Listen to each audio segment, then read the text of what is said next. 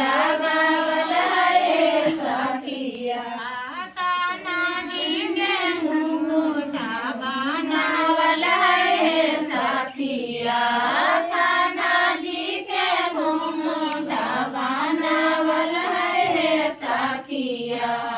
मुकुटा में मोरावा बैठावल है सखिया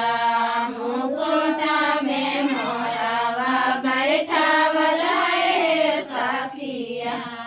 राधा जी के लहंगा सिलावल है सखिया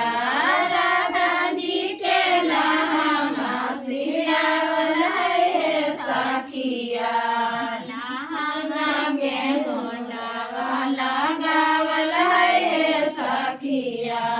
लहंगा में गोंडावा लगावल है सखिया वृंदावन नगरिया सुंदर धाम है सखिया वृंदावन नगरिया सुंदर धाम है सखिया घरे घरे तुलसी लगावल है सखिया घरे घरे तुलसी लगावल है सखिया कान्हा जी के मुकुटा सिलावल है सखिया कान्हा जी के मुकुटा सिलावल है सखिया धोतिया में मोरावा बैठावल है सखिया धोतिया में मोरावा बैठावल है सखिया